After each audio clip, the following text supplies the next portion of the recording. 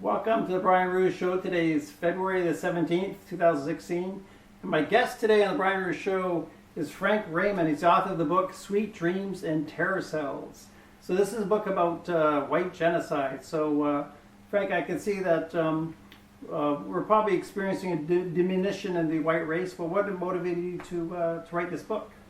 Well, as you say, it's a diminution, but I see a sure progress to extinction. When I first came to Vancouver as a visitor in 1986, this was a city that was a beautiful city, rustic, natural, charming houses, charming neighborhoods, but it was also 90% white. Today, there are whole neighborhoods in which whites have been ethnically cleansed out. The global picture, whites are shrinking year by year as a percentage of the world population, as a percentage of the population in their own countries, and in absolute numbers. What alarmed me was that as I started looking into this phenomenon, I found that there was a group of people who were deliberately driving this, and after a long study and careful study, I began to see it was no accident, not a natural process, not a result of technology. It is being deliberately done. For at least 200 years, a group of people has been working frantically, energetically, and enthusiastically through television programs, through movies, through the educational system, to literally drive the white race to extinction and to replace it with a colored mass, which they want to be mongrelized, an amorphous brown blob, someone said. But to replace the whites, to drive them out of existence and to replace them in their own homelands, that, for me, is genocide. And genocide of any ethnic group is a crime. But more than that, it would be a disaster for humanity if that happened. Already it's a disaster, but we have yet to see the full scope of that disaster, and we will see it when whites no longer exist. I'm interested in how you got into this. Like, you're a brown person yourself. We're talking a bit about your background, where you're from, and how you got into this. Well, I was born in India, in Calcutta, and I went to school in my earliest days in India, in Darjeeling. And my family moved to Bangladesh, what is now called Bangladesh. At the age of 18, I went to England and spent 7 years there, which gave me a broad exposure to white people, white culture, and the white mind. And I then went back to Bangladesh, where I lived very intense years dealing with people as a businessman, dealing with people in the warp and woof of daily life. Oh. So I could understand that mind, and I can understand the difference.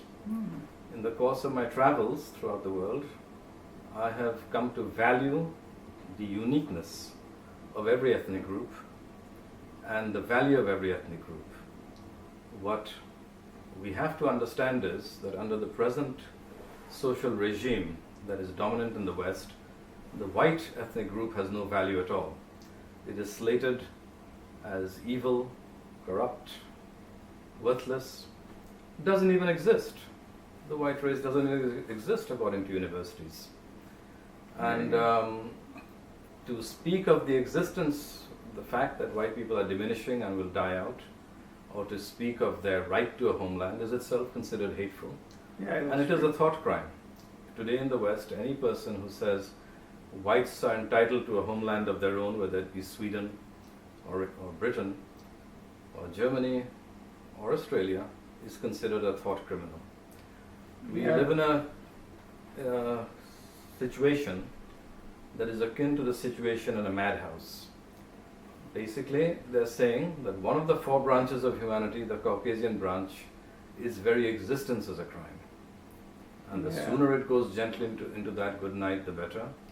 That is the message that is layering out at us from 1,000 movies and 100 television programs, or rather 100 million television programs, and certainly through the educational system of the universities. Wow.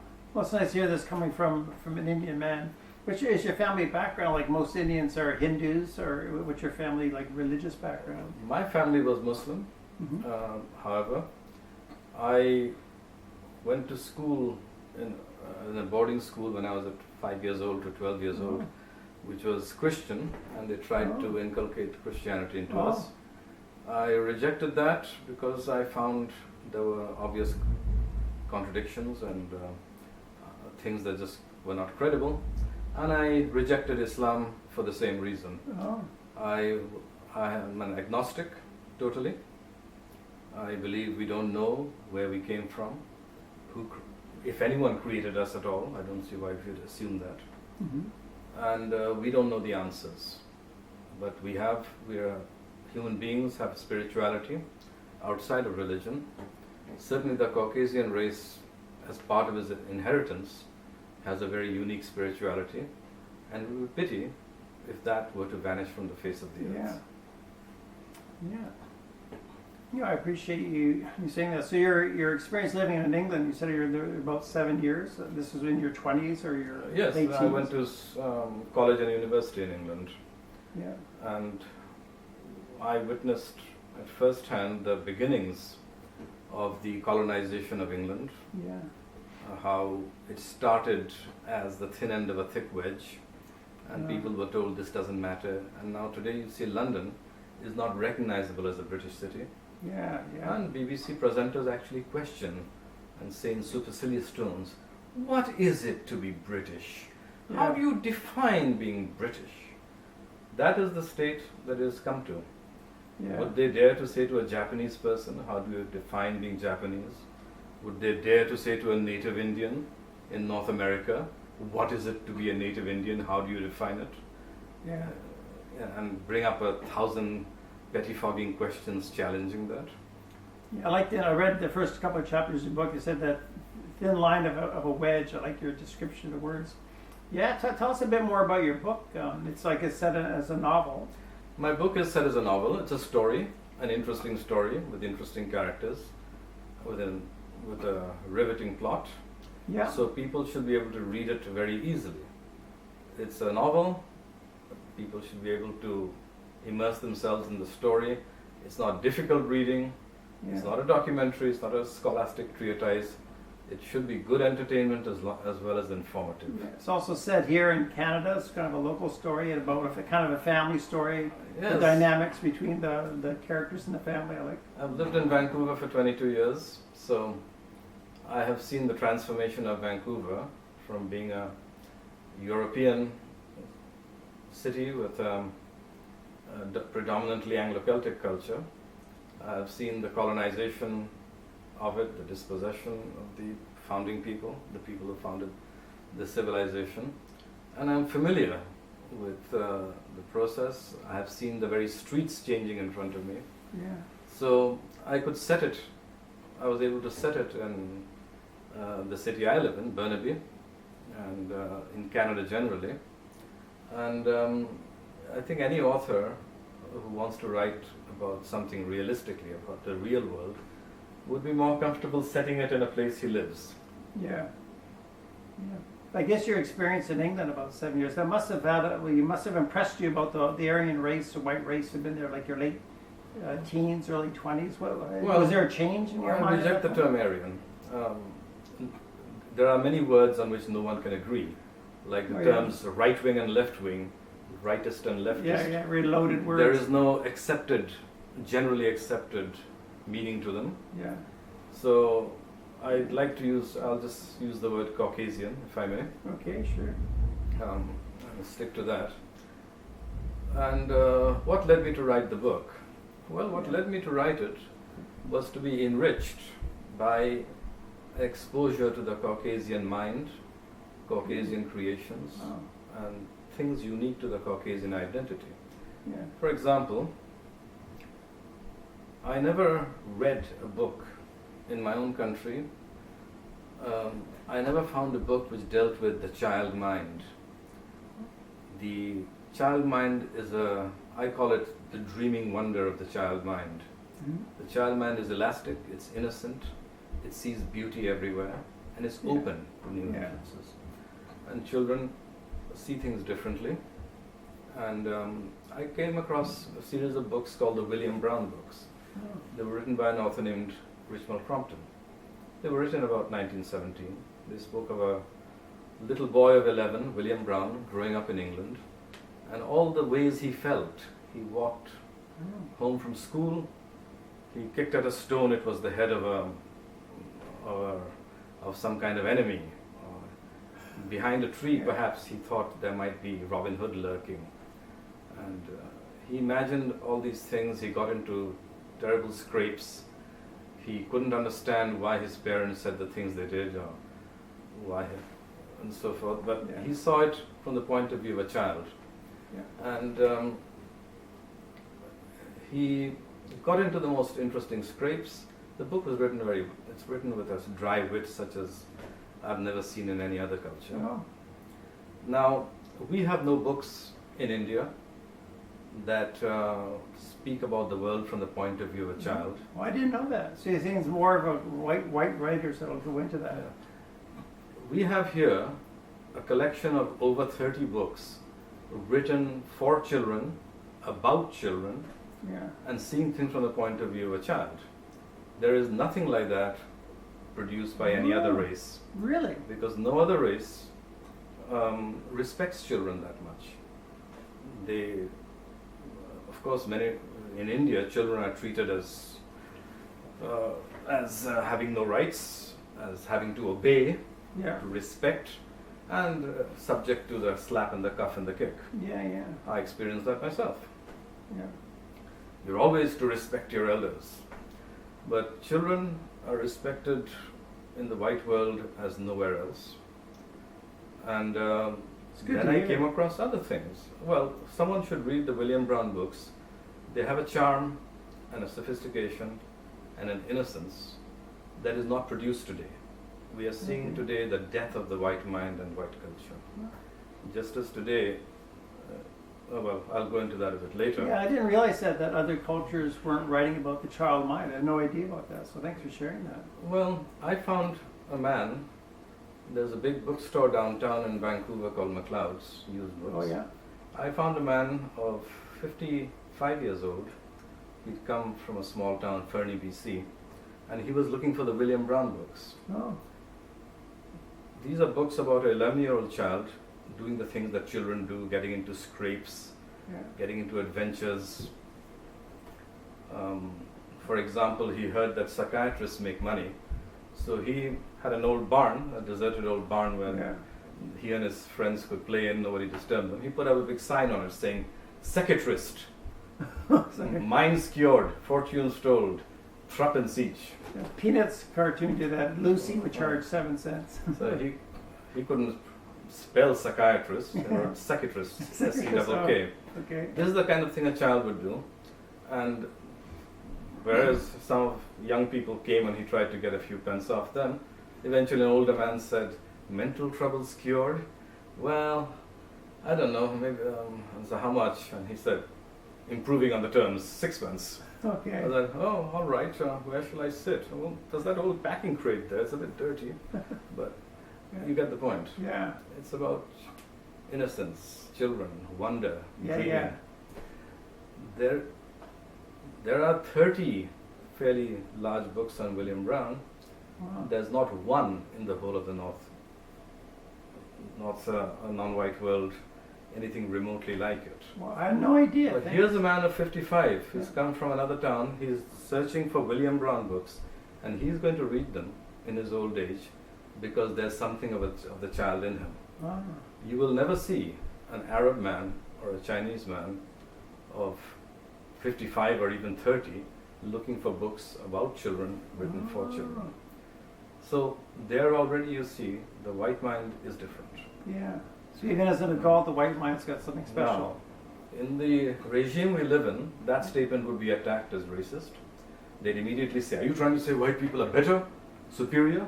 Are you next Supremacist. Are you going to next be putting people into the gas chambers?" Yeah. But all I said was, it is unique, it is different, it's valuable. I believe that the original people of Australia, the Aboriginals there, have a unique mind. that they developed in the course of their long journey from Africa to Australia and through their millennia in that land. They have a unique mind too. I respect that. I believe it's valuable. But I reject the present regime's attitude that the white ethnicity, the white mind, and the white culture is not valuable. Of course. I reject that. Mm-hmm. But it's important to see what that white mind is, because it gives the world so much, and because white people are an ethnicity and they should be able to be who they are.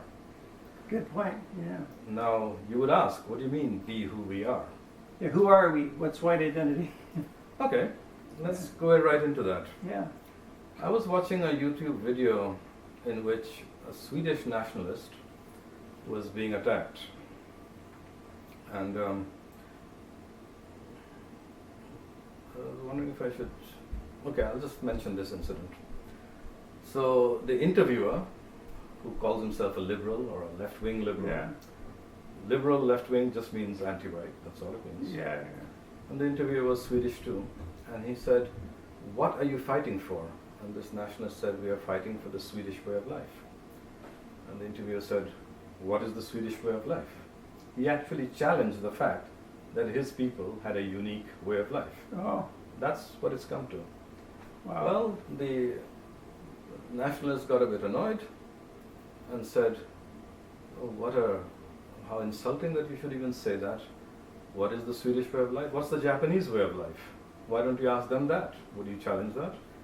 What's the Native Indian American way of life?"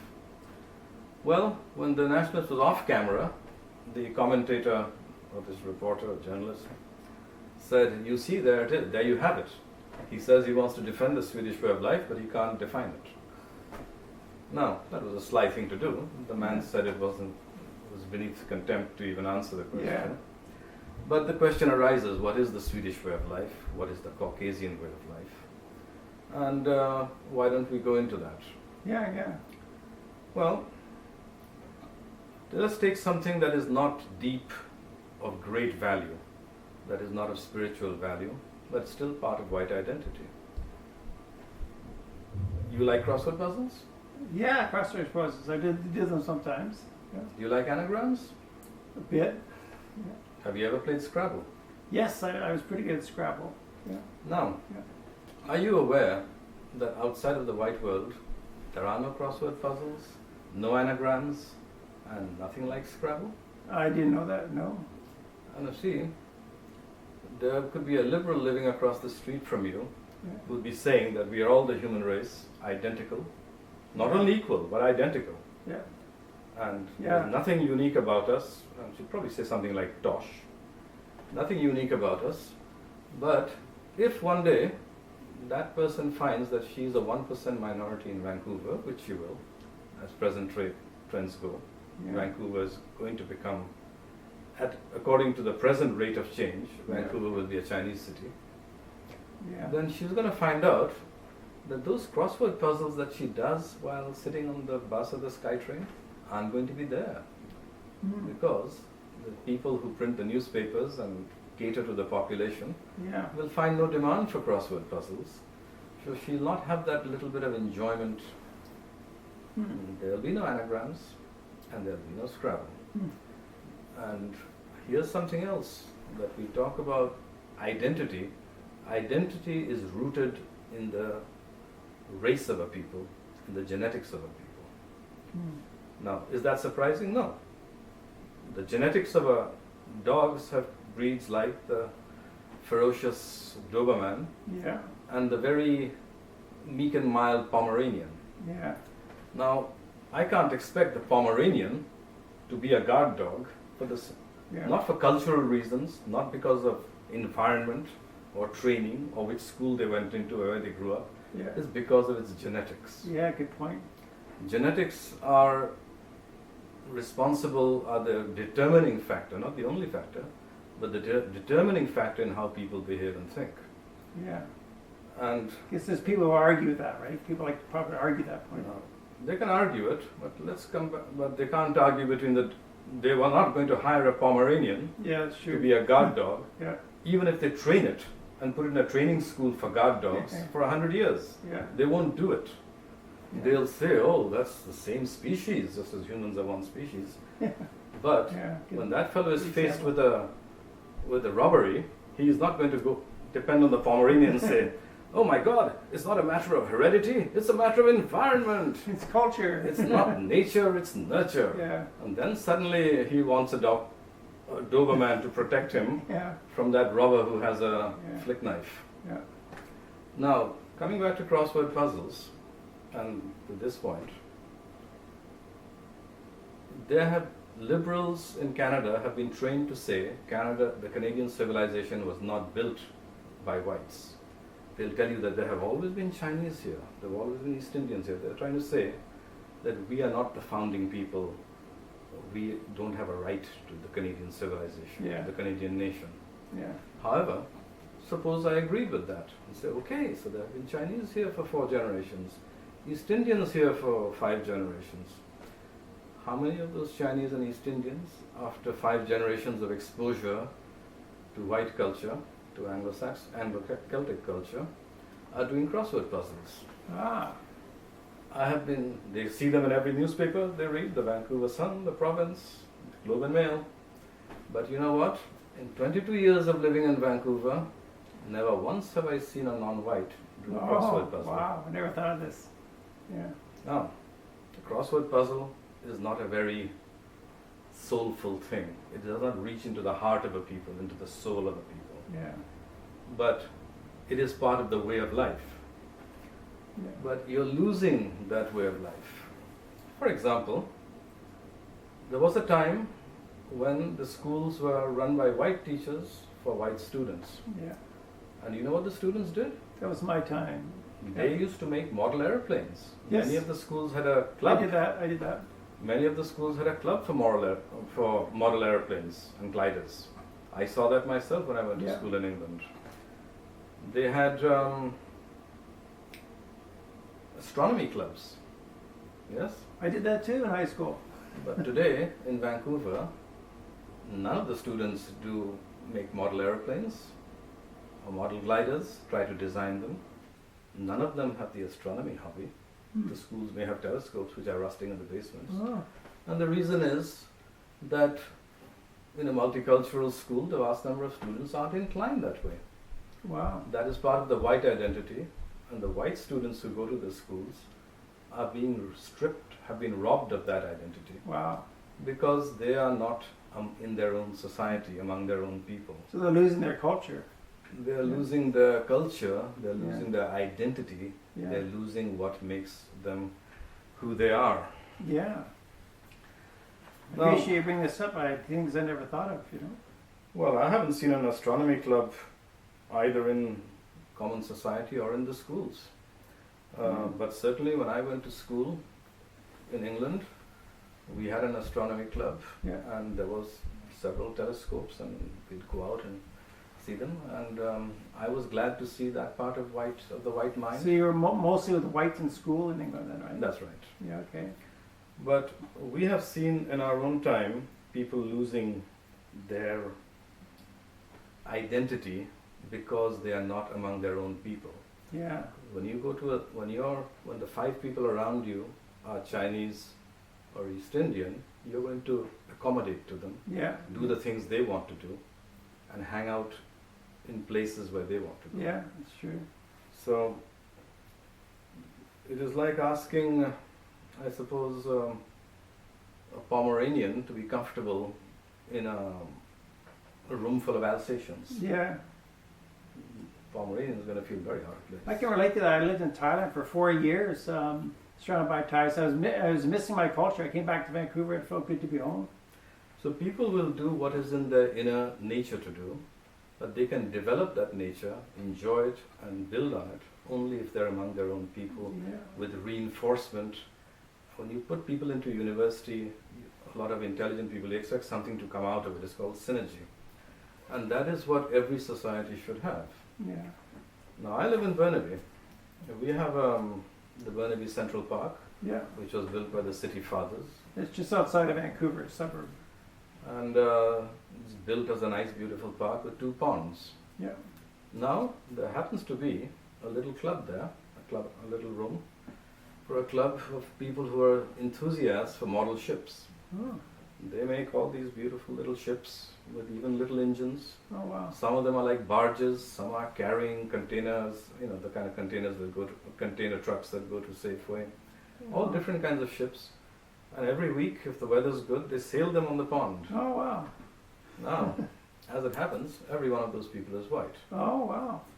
And I don't think that if you went to China or Japan, all newly prosperous countries where people have money and leisure, or to Saudi Arabia where they have plenty of money, I don't think you will see people designing model ships and sailing them on the pond and holding and getting together and looking at each other's creations.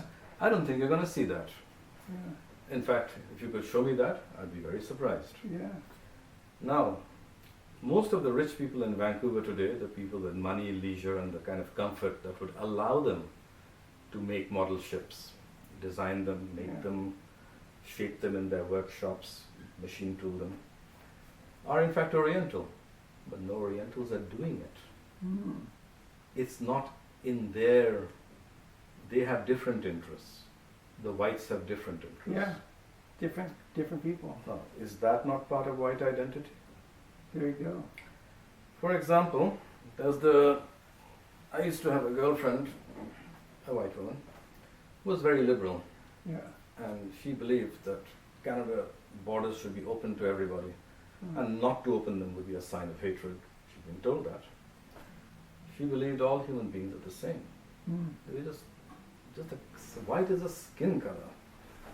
All right, that's all very well, but if she looked out the window and saw a different bird, an interesting bird, a bird with a color, interesting plumage, colors, unusual, she'd be popping in to fetch her bird book and try to identify it and say, well, if it's not exactly the same as this species of bird, it's one of the variants. It must belong to this family or that branch or that.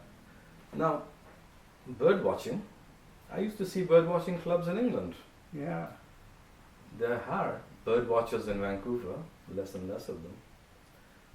And there used to be bird watching clubs here. I should know because I used to take my dogs to walk in parks in Richmond by the sea, and there was a bird watching club going there to particular places where birds would nest on their migratory routes from South America. I have never seen a bird watching club of non-whites.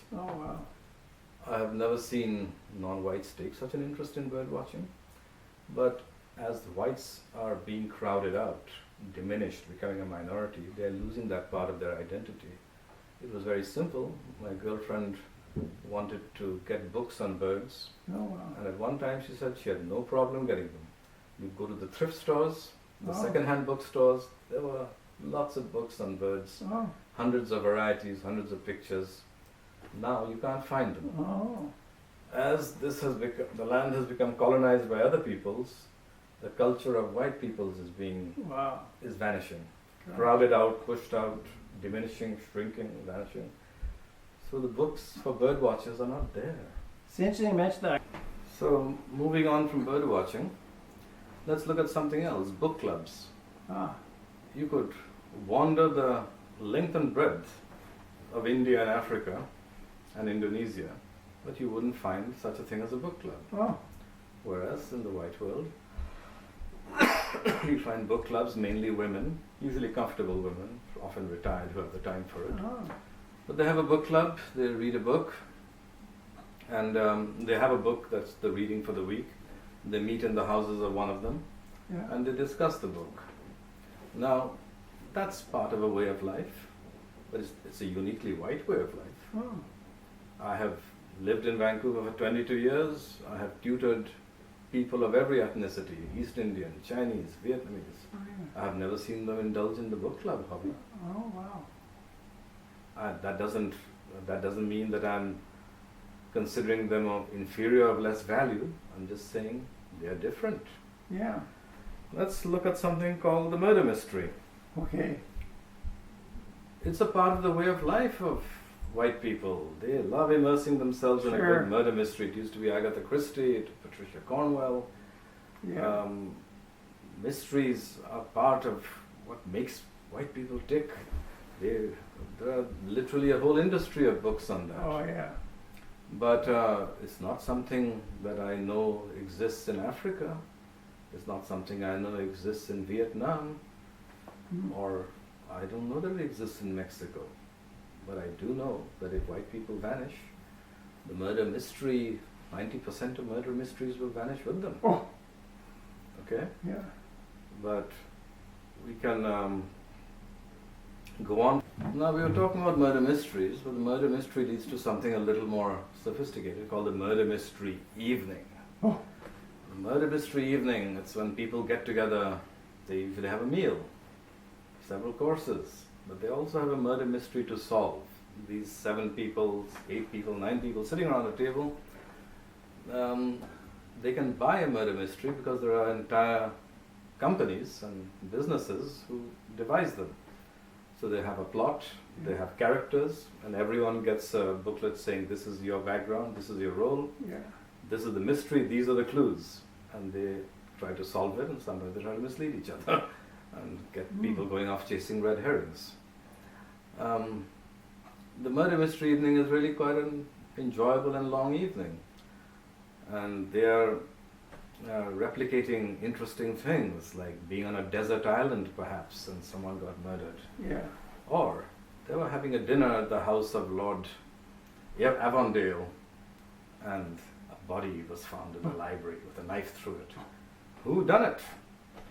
But so-and-so was upstairs in their bedroom. So-and-so claims they were playing bridge and they have 3 people to alibi them. The murder mystery is a part of the way of life.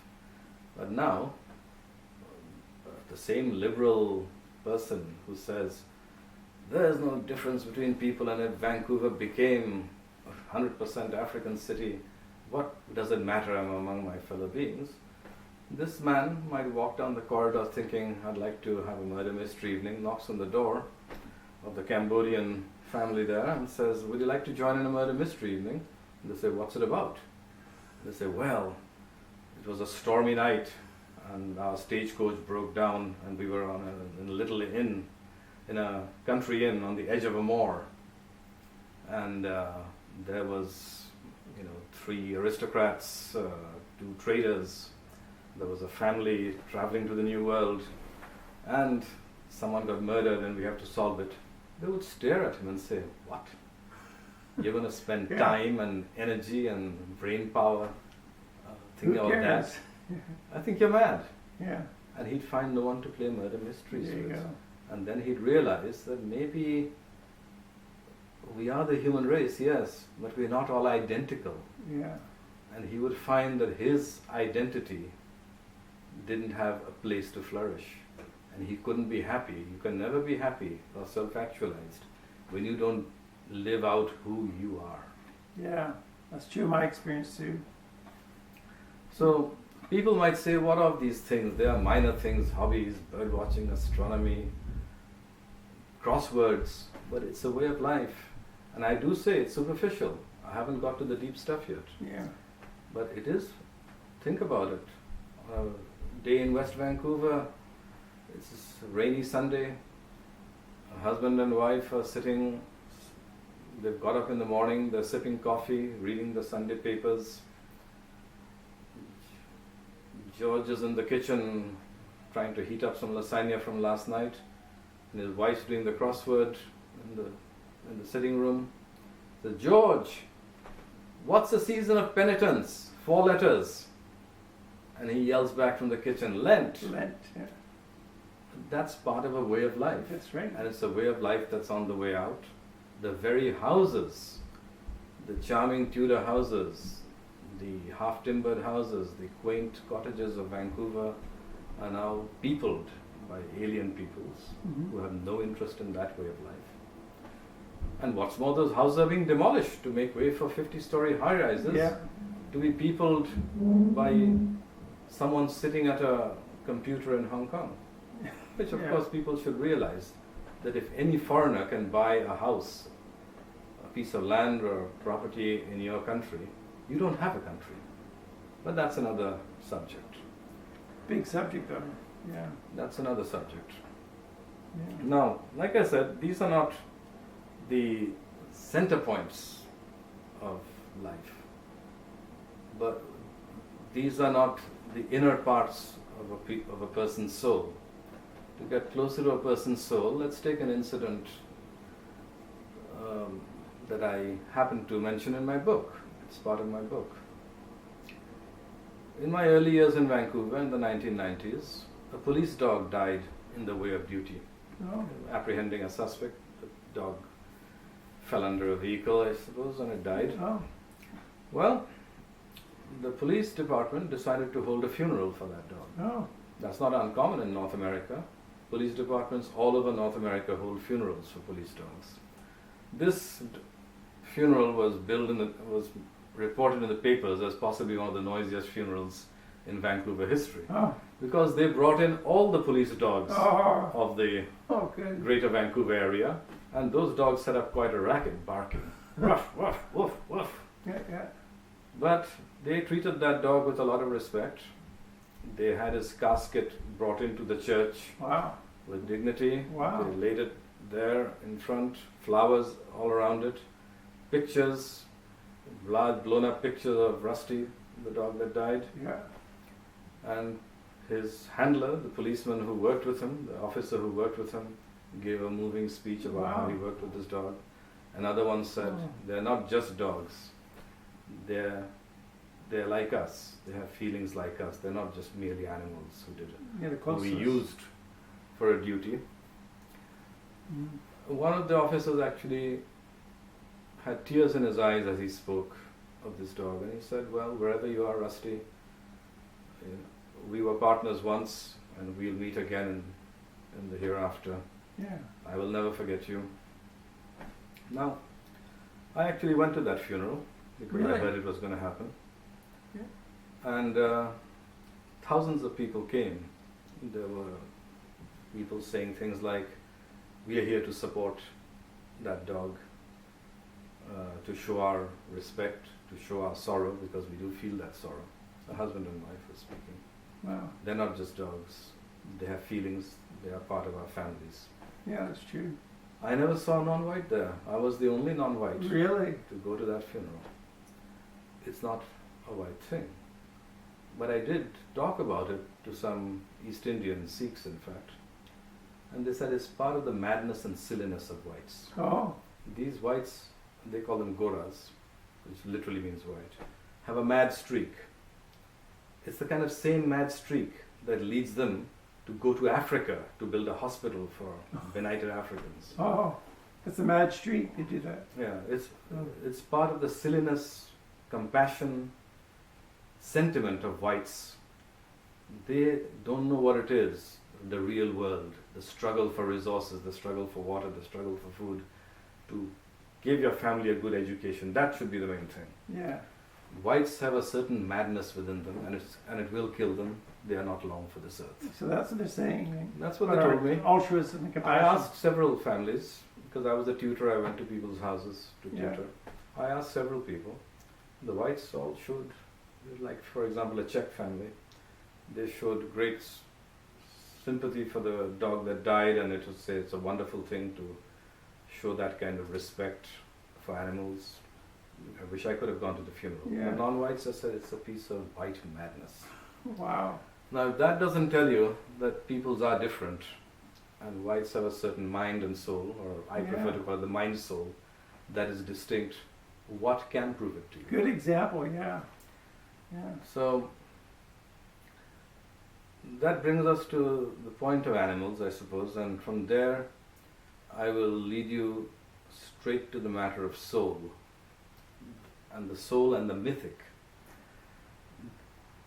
In essence, what I have found in a lifetime of observation of cultures, people and humans, is that every one of these ethnicities is different and valuable, and they all have a certain sentiment. In Bangladesh they have it. It is linked to the rivers, the broad rivers, the calm of the midday calm when everything is so hot you find peace under the shade of a tree or in the shade of a house. And the women sit on the veranda of the house overlooking the slowly flowing river and comb their hair after a morning's hard work at cleaning up the house. They have a soul. Whites have a soul too. And it's a unique soul. But probably it is more vital for the world's continued existence that whites exist and have that soul, because the destruction of our planet is, and of life forms, the killing of whales, the chopping down of forests is proceeding at a tremendous pace. Whites have a critical role to play in protecting the planet. While the Japanese insist on hunting the minke whale, whites would like to save every whale that washes up on the beach of White Rock. Yeah, sure. Okay? Good. That's something I noticed. Whales wash up on the beaches. Once there was one in White Rock. There was this whale baking in the sun. People went down there pouring buckets of water on it, smiling, laughing. So happy to be trying to save this whale. Yeah. They go to the marshes of Richmond to preserve a habitat for ducks. Yeah. While other people, it seems, go and try to steal the eggs of the ducks. Okay? Yeah. So environmental organizations are largely white? Well, whites have a great concern for the environment and for nature. But that's only one part of the white soul. Okay? It's only one part of it. Mm-hmm. If I had to really look back on my life and look at what I'm trying to convey in my book, and the book once again is Sweet Dreams and Terror Cells. Sweet Dreams and Terror Cells. Yes, bring us back to your book, and then you can find information below this video about the book. That's a link to Amazon. Get it off of Amazon, right? The white mind is a child mind. The dreaming wonder of the child mind is the phrase I used in my book. But the child mind is elastic. It wants to dream. It wants to float free. It wants to wander freely in clouds of imagination. It wants to escape grim reality, the hard concrete, the need for the next meal. It wants to go beyond. By going beyond, of course, it gets you more. At one time, whites imagined that a witch could get on a broomstick and fly from one village to another. Yeah. Later on, guess what? A man called Wright invented the flying machine. That's right. The getting beyond the here and now in the imagination gets you to do better in the here and now. Yeah. It leads to invention. It leads to exploration. Yeah. But even if it didn't have those things, there are a vast universe of spirituality and contentment and happiness. And I'd like to say, I suppose, the center point is the freely wandering imagination, the inventiveness, the going beyond what we have here and imagining more. And it shows itself in many dimensions, and I suppose we have time to go through some of those dimensions. Yeah, sure. Tell us about it. Now, you asked me what led me to write this book as a brown person, a non-white person. Well, I can tell you one of the things was that I went to a school, a boarding school in the mountains of northern India. The school was run by white people from Australia, England, even New Zealand. Mm-hmm. We had a couple of German teachers there. And we had these books in which you had all these animals. Like today a lot of children read this book called Animal Friends All Year Long. So they have Kenny Pig, who wears a waistcoat and trousers. And they have another animal who's a bear, who's, wears clothes, has a hat, and he's farming. And another animal, he runs a store. The store always smelt of apples and gumdrops and sawdust. Now, the thing about it is that these animals are living like human beings. They have houses, they vacuum, they have parties, they invite each other to parties and hoedowns. They get together for apple picking. They go on a boat with Miss Kitty Cat going on a boat. And the animals are all at peace. They're not killing each other or fighting each other. And you're living with them. Humans live with them. I suppose the Noddy books show that very well. Noddy and Big Ears. Or The Wind in the Willows, where the animals are just like humans. They have houses. They wear bedroom slippers. They wear glasses. Mr. Toad is fond of fast cars. Yeah. Okay. The fun thing I noticed was that in the great subcontinent of India, no one had a book or a visualization. No one had a concept of animals living like human beings. Wow. So this is your first exposure to this? That I noticed when I was 5 years old. Oh. And as the years went by, I began to ask, why don't we in India have this kind of yearning, this kind of mythic imagination? Yeah. Why don't we have it? But the point is we didn't have it. And if you went to the Middle East, you would see there too, they have no desire to live with animals as equals, as in close contact with them. Yeah. An English child or a German child reads of a dense forest. The trees are broad and wide and with spreading branches. The ground is carpeted with autumn leaves. He sees mysterious trails leading through the forest, going who knows where. Yeah. The trees stand tall, broad and gnarled and leafy. And there's a little door in a tree trunk. If you knock on it, it'll open and Mrs. Owl will look out. Yeah, that's right. And she wears glasses perhaps. Yeah. And she has a little kitchen and a pantry. This desire to have animals have all our comforts, to live with us, to all live in peace, is unique to the white mind. Wow. I never thought of that, Yes. Yeah. Yes, Africans and Australian Aborigines, they have stories of animals. They have the fox being very clever. Oh. They have the story of, maybe Native Indians have stories of how the robin redbreast got a redbreast. Oh. They have, the wolf very slyly trying to get a bird down from the tree so he can eat it. Yeah. But he doesn't have them living like humans, talking to each other, having streets and houses. Yeah. They don't have that conception of wanting animals to be like them. For a European child, it's normal to have Goldilocks go to a house of the three bears. Three bears. Where they eat porridge, they sit at a table, and mother bear and father bear are just like human parents. Yeah, that's right. But you won't find that in Africa or the Middle East, or for that matter among the Amerindians of South America. Yeah.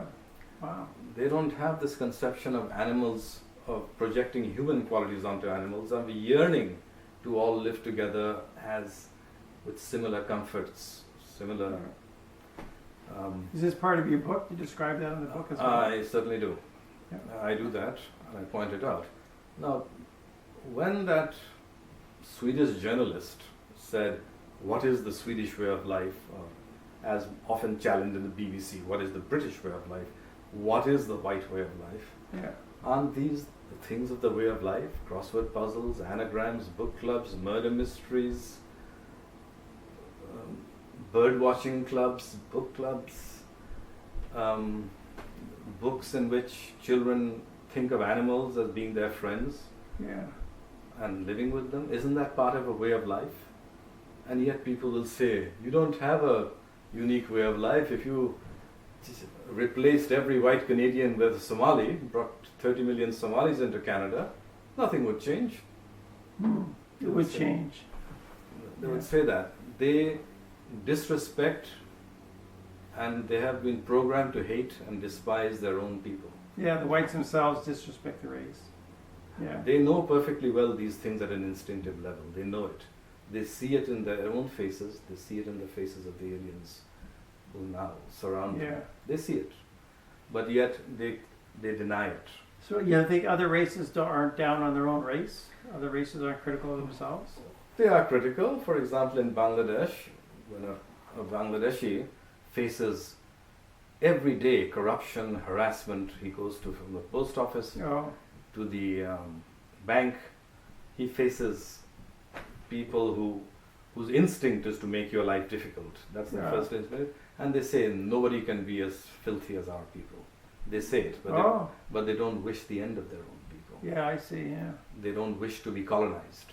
Ah, The same Pakistani who claims the land of Britain for himself will never let Pakistan be colonized. there you go. He will not let 30 million Chinese, even if there were earthquakes and plagues in China, he would not let 30 million Chinese come into Pakistan. It's more unique to the whites to do that.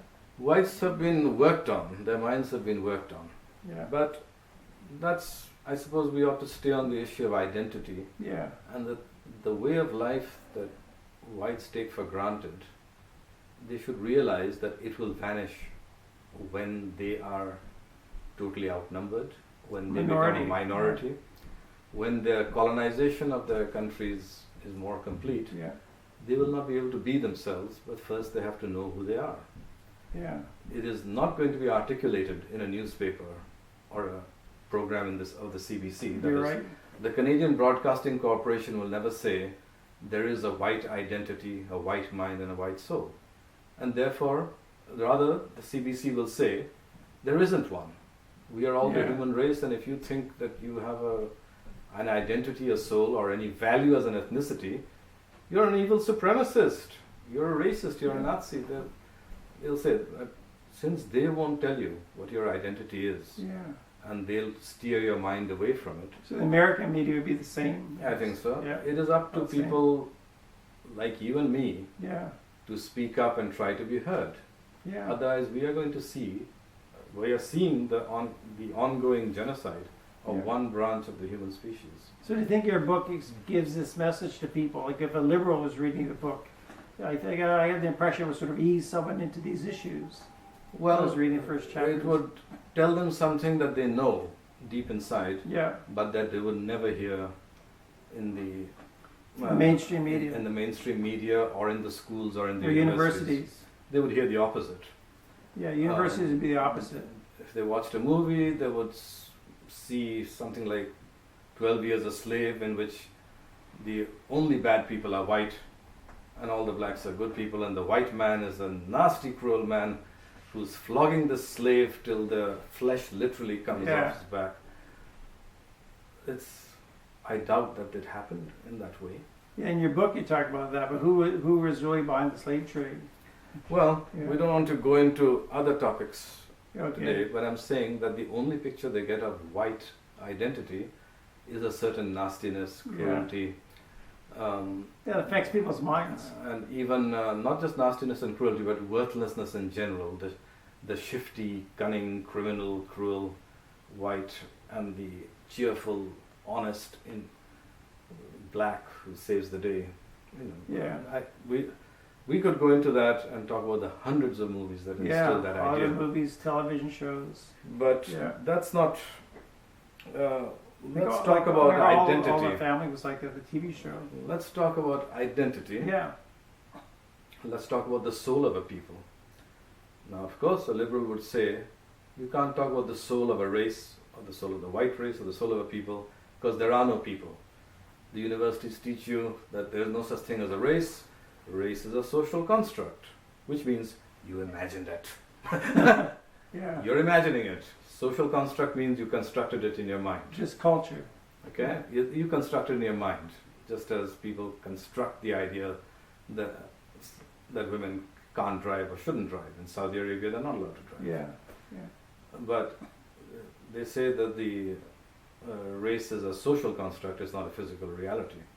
In fact, universities teach race as a biological entity has rightly been dismissed. Yeah. But I am here today to say no. Races exist and their souls exist. Yeah. Okay? I would not deny an Australian Aboriginal the soul of his people. Yeah. He talks about the dream time, Yeah. a mystic dream time when all things began. He has an immense store of mythology. I would not deny him the soul of his people. Why would he deny white people the soul of their people? Why would you do that? Unless, of course, you have a hatred of white people. So 100 years ago was probably different, right? The way people thought about their race, like whites, 100 years ago or more, it wasn't a common perception back then as it is now. Well, 100 years ago, they weren't being bashed at every turn. Yeah. You didn't have people bashing them. Today, a normal white person is subjected to a barrage daily of just how evil and worthless his people are. But let's go on to another dimension of the spirit, the soul of the white race. I talked about the animals. Now that's important, the animals. I talked about the fact that something like Winnie the Pooh. Winnie the Pooh, they have Pooh Bear talking like a human being, and so forth. And they have I was looking at a picture of Winnie the Pooh of a boy racing down a hill with his bicycle, bringing food in a picnic hamper. And he was going down, there were a crowd of animals, a rat, a cat, squirrels, raccoons waiting for him. Now, this idea, this white desire to be living with animals, to be having picnics with them, it shows itself also in something like the teddy bear. The teddy bear is a mythic figure. If I have the time today in this video, I'll speak about the mythic mind of the whites. I can penetrate that mind from the point of view of an outsider who has lived in white societies for a long time. Now, you have, I know that there are many white people, mainly women. I know a woman of 67 who has a pile of teddy bears on her bed. Oh, very good. I think it's 6 teddy bears. She has them on her bed. She makes her bed, she piles them on. When she goes to sleep, she takes them off. At the age of 67, she still has teddy bears on her bed. Now, I can tell you for a fact that if a woman in India of even 30 years old had teddy bears on her bed or in her room, they were treated as a sign of mental disease. Really? They say this woman never grew up.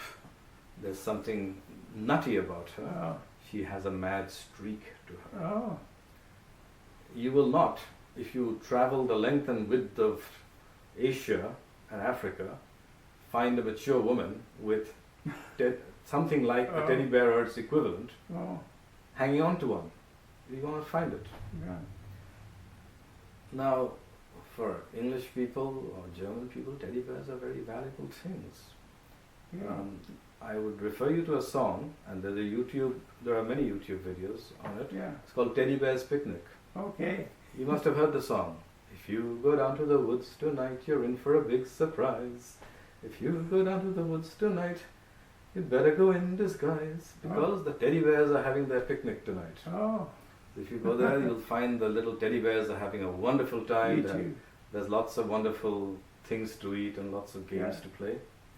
But at 6 o'clock, their mummies and daddies will take them home to bed because they're tired little teddy bears. And in the books and in the videos, you'll see these little teddy bears with their waistcoats and their trousers on, and sitting at tablecloths laid out on the grass with plates and knives and forks, eating. They're playing games. They're having a wonderful time. And then they go to bed. Their furry little heads on a clean pillow, all wrapped up, all with a blanket over them, just like human beings. But a European child or a white child has a mythic vision of teddy bear sitting on the mantelpiece in their bedroom, and has an idea that when nobody is watching, the teddy bears are going to walk off the shelf and go off into the woods. They can talk to them. And go off into the woods and have a wonderful picnic, but when they get up, the teddy bear... And I was saying that white children go to sleep and they think in the gloom of their bedroom or the nursery room, there are the teddy bears sitting on the shelf, on a mantelpiece, and maybe they walk off in the middle of the night, go into the forest, go into the dell, have a picnic, and by the time he or she wakes up, they're back. It's imagination. It's imagination. Now, this white yearning for animals, the love of animals, of wanting to live with animals and all of them at peace, It has, of course, direct effects on the way people live. For example, I had 2 dogs that I could ill afford in my early days. And one of these dogs got sick, a strange sickness. It wasn't eating anymore, just didn't want to eat, and was literally starving away, rejecting food. I didn't have the money to have the medical work done. I exhausted my money, and then I started phoning around to see who could help, all the shelters, and I found there was a whole group of volunteers, people who ran a dog shelter in their own home or a cat shelter in their own home. Yeah. And some of them were offering bits of money. There was a woman called Judy Stone who was very supportive and ran a shelter quite voluntarily, no one helping her with her own money. The funny thing I noticed was all these people that I could locate, every one of them was white. A kind of altruism. Altruism and love for animals. Yeah, love for animals. Now, you'll see Oriental families having dogs and walking them, and I'm sure they love their dogs. Yeah. And you'll see East Indians with dogs, but none of them go quite to that extent of running a shelter, of spending their own money. Yeah. There is no SPCA outside the white world. I don't believe so. If there is, it's a very recent thing, inspired by what they see in the white world. That's true. I came to Vancouver and I saw somewhere around West 4th something called an owl hospital. And I found out there are other owl hospitals. Yeah. And they have other places where birds are taken care of. There is no owl hospital in Namibia. Yeah. There is no owl hospital possibly in China. Okay? No, I remember living in Thailand for 4 years. I was in a monastery. They would use a Buddhist monastery as the SPCA. They'd bring cats and dogs just to live in the monastery because they didn't have like an SPCA in Thailand. So the monks would end up feeding them. But they were just kind of, they weren't well cared for. They're very mangy kind of dogs. A lot of them died. Yeah, well, we treat animals very brutally in India. It's horrific, the cruelty to animals that is really part of the very innards of people. I could tell you horrific stories of things I've seen, but it's so instinctive. We used to have mongooses. The mongoose is a beautiful creature. It's very similar, I suppose, to not a raccoon, but certainly a lynx, perhaps. Mongoose is a beautiful, lithe creature, red gold fur, glossy, gleaming fur, and there used to be plenty of them where I lived until, of course, population increased, building went up, and then there were hardly any left. Yeah. All the houses had gone up, roads and drains had been built, there were very few left. And one day, there were some street boys, poor boys, and a mongoose popped up from a drain, because they now have to hide from the humans. They have to hide from the humans. Popped up and tried to dash across the street. At once these little kids, who were only 7 or 8 years old, ran after it, intent on killing it. It got into a drain, they blocked off both ends, both of the openings, and they were poking iron rods into it to kill it. Now, no one taught these kids that. This was India, right? In Bangladesh. Bangladesh. It's the same all over India. I've seen the same, similar things all over. It was instinctive. No one had taught them that. It was in them. Okay? It's something beautiful, an animal that's beautiful, go kill it. One night some villagers, Bangladesh has a coastline and rivers coming in, and some villagers heard a thrashing about in the canal. Right? They went down and there was some kind of a sea beast, some kind of a creature there. It was very dark. No, it's fine. Very dark. It doesn't affect the recording. Okay. The screen goes that way anyways. Oh, I see. There was, and their first instinct, without even thinking, a creature that's obviously some kind of a water creature thrashing about lost in a canal. It doesn't pose a threat to them. They got hold of bamboo sticks and spears, sharpened bamboo sticks, and stabbed it until it was killed. Gosh. The next morning it was found it was an unusual creature that had strayed from the ocean, a narwhal possibly, into a river, and from there it had just got locked in and found itself in this canal. The first instinct was kill this thing. Gosh, it wouldn't happen here. You wouldn't see that here. No, it wouldn't happen here. I doubt if it would happen in Victorian England or in 15th century England, that instinctively we must be cruel, we must kill. Wow. But, Wow. these are horrific things. Whites should realize that when they are a small minority, they will not be able to protect the bears. Wow. There will be people, I understand there's a market in the Far East for the paws of bears or the penises of bears because of some idea that they have medicinal properties. Yeah, the chi energy. Whites should realize that the only guarantee of the safety of animals is them. Their people. And I'm not talking about their culture, I'm talking about their bodies and their genetics. Yeah. I'm glad you said. I didn't realize that, how Indian kids would react. I had no idea, because whites aren't aware that we're... I could tell you a little more Yeah. of things I've seen, but there's no need to belabor the point. I've seen people laughing at glee at the torture of animals that are in terror. The people who make money giving shows on the street with snakes and mongoose, for example. I've seen people getting a sadistic delight out of watching the mongoose in terror. Really?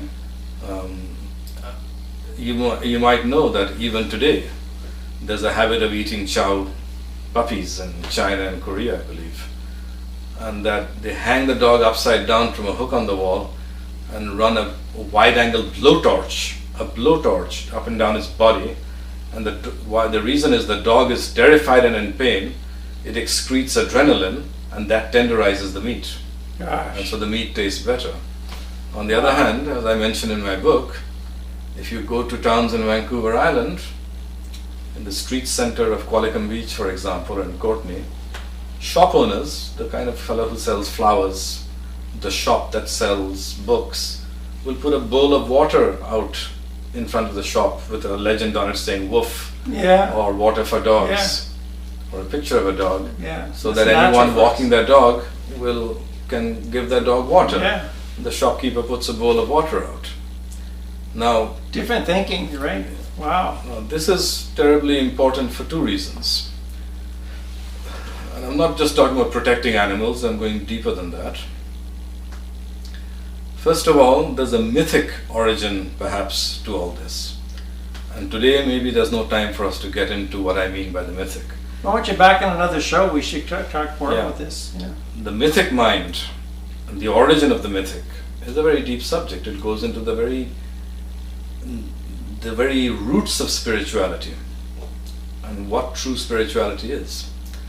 But maybe we don't have time to talk about the mythic today, but we can talk about something called the web of life. Okay. Life is a web, an ecological web. If a butterfly dies, it'll affect the course of life in the future. If the frogs, for example, in India, we were killing frogs and exporting them, exporting frogs' legs for the purpose of export of frogs' legs. And they found out that all of a sudden, that's caused a chain of effects. Of course. Killing the frogs has caused a chain of effects that deal with the insects and plants, and there was deforestation going on. It had effects on crops. Life is a web, a chain. Interdependent. That's what we talk about the web of life, ecology. We study ecology. Yeah. Now, when whites have this yearning to live with all animals at peace and have animals getting together and having picnics and living in a street with houses, and there's the skunk is the postman, and he brings a letter, and a housewife peeks out and there's little Kenny Bear handing her an invitation to a party at Halloween. There's an instinctive desire for the web of life. We are all living together and we have to preserve all of life, otherwise life will vanish. That is an absolute essential for the survival of the planet today. And if whites have it in a higher degree than others, this understanding, and if that's why whites make bird refuges and save whales and try to preserve the forests instead of chopping them down as is happening everywhere else in the world, then the white soul, and therefore the body in which that soul is housed, the white body, Wow. is an essential for the very existence of life. Okay, I wasn't actually aware of this, so I needed you to tell me that, and I'm white, and I just assumed other people were the same way. We just probably assumed that. Well, I see no one else but whites struggling to save animals, forests. I don't see anyone but whites doing the shoreline cleanup in Vancouver, Yeah. trying to clean up the beach so that the marine animals are not choked by polythene bags and decaying plastics. Yeah. I see all over North America white people going into marshes to try and preserve the marshes, saving ducks. Yeah. Okay, I don't see anyone else doing it. But it goes back to the mythic origins of this in the white mind. It goes to the white identity, Yeah. the identity that manifests itself in all these stories and pictures and books of living together with animals. Yeah.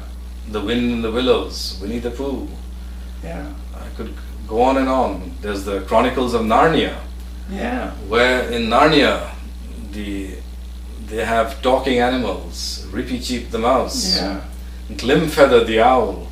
They're all living together in peace with the humans. How far back does this go to, like hunter-gatherer times in Nordic kind of Europe? I'm sure that the mind that produced these things always had the germ of that yearning, longing, that Yeah. concept in it.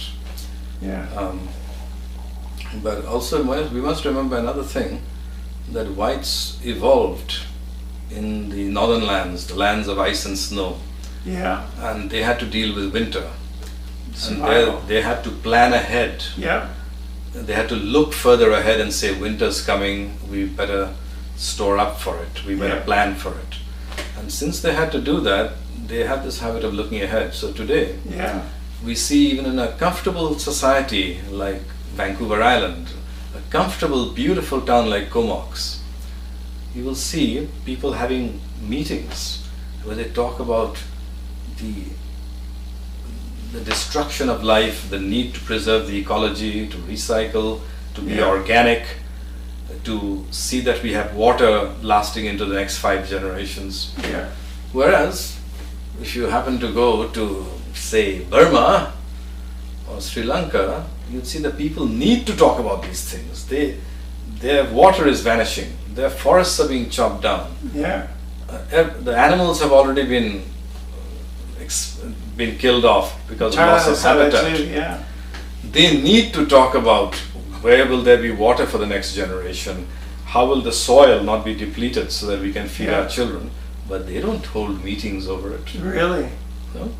I have never. How they deal with it? In all my Are they there doing? are government officers and bureaucrats, and these people are often sent abroad to the West Oh. to study ideas about conservation, about Wow. forward planning, Wow. projections, and they deal with it as a material necessity, Oh. that we have to eat, we need water. They don't deal with it Don't as feel it. something of beauty in itself. Yeah. The Yeah. forests are valuable in themselves, Wow. as something beautiful, wonderful, a source of recreation and spirituality, somewhere where we go back simply to feel a sense of our souls being nourished. So good to have your perspective, because you're from India and you appreciate how whites think differently. But I wouldn't have thought that, because I don't know what other people think. Every single white community, they have people who are interested in the future of the planet, the death Yeah. of nature, the death of life, That's my concern. the gradual extinction of species of birds. Why the Yeah. marmot, for example, might not. How do we preserve nature spaces? Yeah.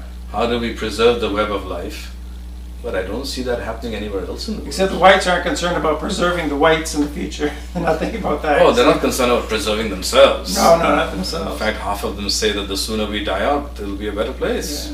Yeah. You know, we're intrinsically evil people. You know, we've been told that. Yeah. Every movie seems to imply that in some way. Now, we can talk about that kind of the deliberate messages, the deliberate poisoning of the mind of whites. Yeah. But that's not what we're here for today. Today we want Yeah. to talk about that white identity. Yeah, we have another talk. We'll get together another meeting for sure.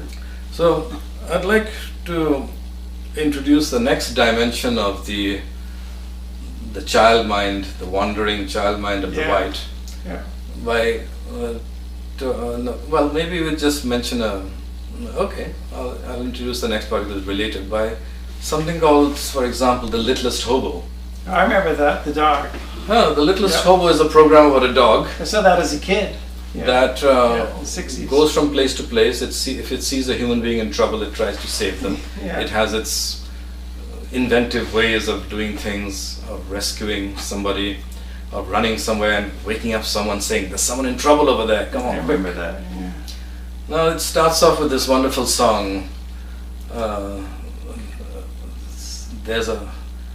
There's a voice calling me, I think it says. Oh. There's a voice somewhere calling me down the road, that's where I'll always be. Right? Yeah. So you have two things there. You have the animal that feels just like humans, acts Yeah. like them, and the love. Every child who watches it says, "I love that dog." Yeah, yeah. And Yeah. so there's this love for animals, but also the spirit of wandering, of going further. Yeah. This dog is not content to sit in his town or his village, he wants the world. And that's something that whites don't appreciate, that they have this, the wandering mind, Yeah. to go Wanderlust. beyond, to go beyond the here and now, to go beyond the hard reality, the dailiness, the essentials, food, water, clothing, Yeah. to explore in every sense. There is that. This is the physical exploration part. That dog wants to go beyond the next hill, into the next valley, over the mountain range. Yeah. Well, whites want to do that. When I was young, Oh, yeah.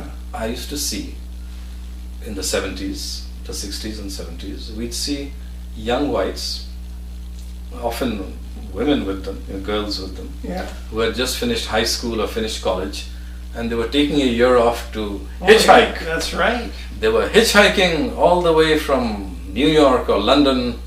They would hitchhike through Europe, down through Turkey, Yeah. Iran, Pakistan, India, to Cambodia, Yeah.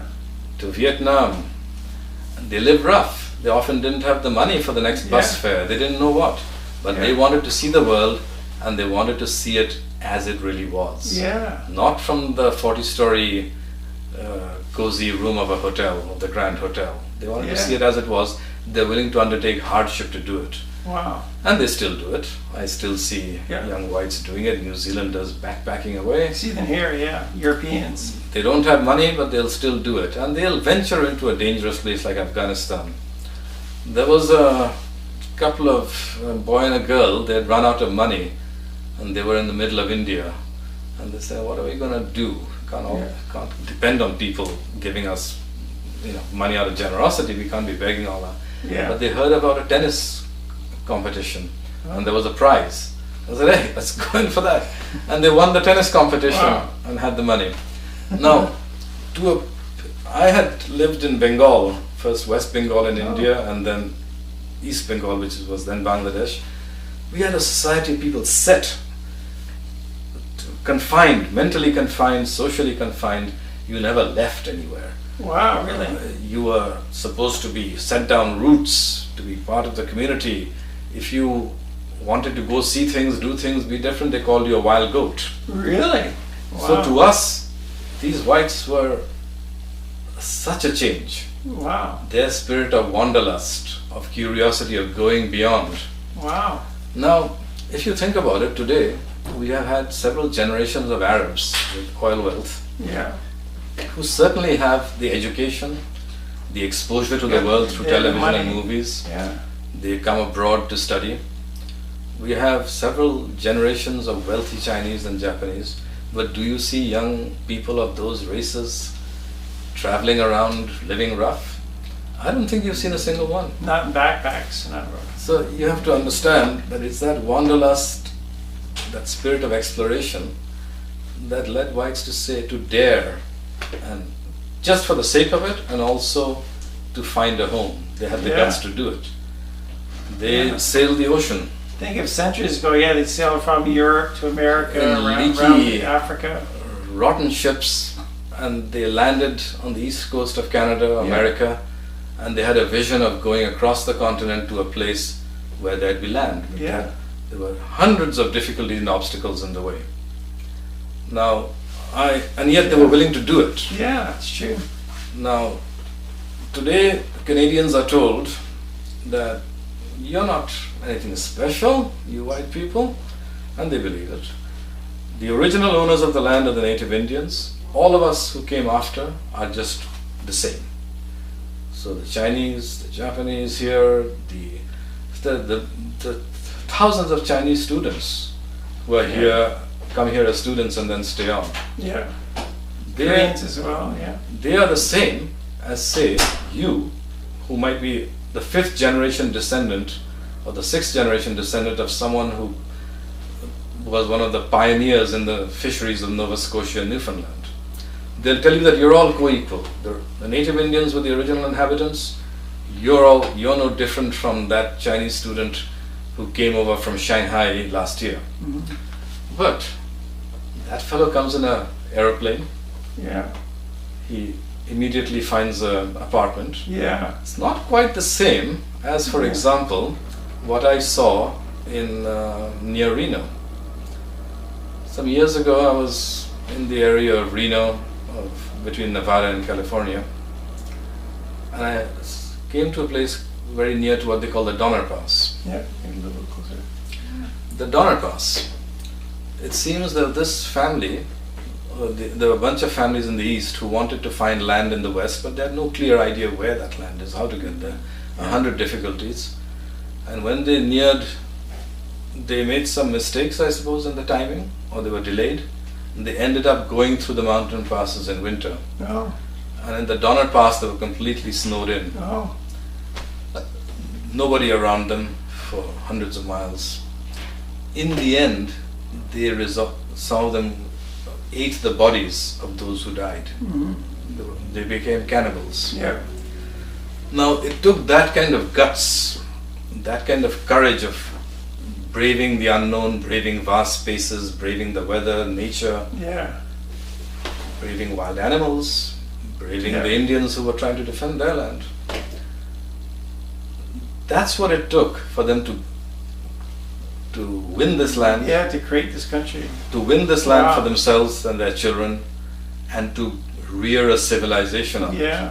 And to say to me, tell me that a new immigrant from Sri Lanka who comes here in an aeroplane to a civilization that's already built there for the taking is co-equal to the white people who built the land is to me the grossest blasphemy. That's true. That's true. Okay. Good point, good example, yeah. Now, that's just one instance out of 100. Yeah. It took tremendous hard work to build Canada. And I have seen it. I've seen it in all these things, and to have the imagination to organize it, the social organization needed. Yeah. But we are strained from the point of the spirit of wandering. Yeah. And it's still there, the spirit of challenge, of wandering and physical challenge is still there. A couple of years ago, I believe, there was a woman, her name was Diana Nyad, who wanted to be the first to swim the straits between Florida and Cuba. Oh, wow. To swim it, Yeah. I suppose she had to take rests for a bit, but she did it. I have never seen a non-white take up a challenge like that. I have never seen a non-white want to climb Everest because it's there. Oh, yeah, that's right. There was a book I read about The Last American Hero. That's the title of the book, The Last American Man. And it was about a man called Eustace Conway, I believe. Yeah. This man has lived in nature, tried to survive everything that he could find from nature, even making his clothes out of things in the wild. And he and his friends one day suddenly conceived the idea, let's ride across the continent on horseback, let's see if it can be done. And they set out all of a sudden and they did it. America has generations of black people who've been there for 5, 6 generations. Yeah. Would you ever imagine that one of them would say, let's just do this for the hell of it, see if it can be done for the challenge? Yeah. I'm not saying that that diminishes blacks. Maybe they're more sensible. Maybe they have more common sense than to do it. But this is a part of the white nature that is unique to the white Very nature. unique quality, yeah. Yes. Yeah. So It's true. this has had its effects, you see. The very building of these countries depended on that nature. I refer you to a song by, I think it's the Northwest Passage. It's by a Canadian singer, Stan Rogers, I believe. Yeah, yeah. And he sings about the Northwest Passage, how there were people who wanted to find the Northwest. Oh, for one last time, Yeah. I could do the Northwest Passage. Oh, yeah. To find the Northwest Passage to the Took sea. centuries. Yeah. To the sea. So he talked about how these people tried to find a way through the snow and the ice, to trace a warm line through that frozen tundra. And he says that now today, many generations later, as I drive westward, the mileage clicking ever west, he thinks of David Thompson and the others who went westward and burst the ramparts of the Rockies and finally followed the roaring Fraser to the sea. Yeah. The Fraser being the Fraser River. Yeah. Now, there is a David Thompson school here. Yeah. I had never quite understood who this man was until I heard this song by Stan Rogers. Oh, wow. He spoke of how these people, and said, how am I so different from the men who came before? Yeah. He was very conscious that these were his people. Yeah, yeah. That they had this spirit of wandering, wanderlust, exploration to do it. Okay? Yeah. And it's quite different from doing it just because I'm damned hungry and I have to find greener pastures. Yeah. This is part of the reason why these lands have been colonized and civilized by a race of heroes who had that spirit of wanderlust, because they were not content to be in the here and now and live on that street and not know much more. Yeah. They were willing to pay immense prices to satisfy that spirit. Yeah. And that is the spirit you'll find in Tennyson's poems when he goes back to another hero of the Caucasian race, Ulysses. Oh, yes. I shall follow knowledge like a sinking star. Oh, oh wow. Good line. It may be, who knows what we'll find, but let us just sail westward. It may be that the gulfs will wash us down. Wow. It may be Wanderlust. we shall reach the happy isles. Yeah. Okay. That quest, that search to keep searching. He intends to search until he comes to the baths of all the western stars. But maybe the gulfs will wash us down, and maybe we shall reach the happy isles. He doesn't know, but I shall forever travel onwards. It was worth it. I've become a name for always roaming with a hungry heart.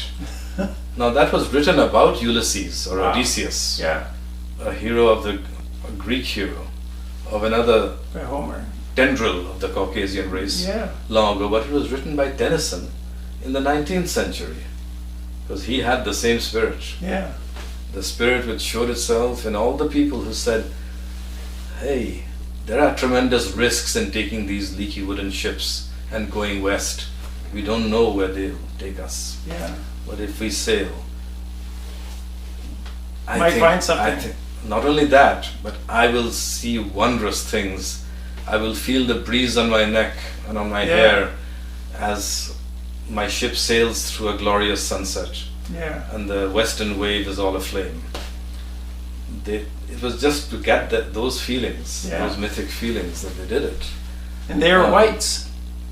They were. Now, that doesn't mean nobody else explored. There were Arab traders. Had once sailed from the Middle East all the way to East Africa. Some of them went to Malaya. Wow. Okay? But it was always in search of profits. I have to pay them credit for their courage, their vision, the risks they took.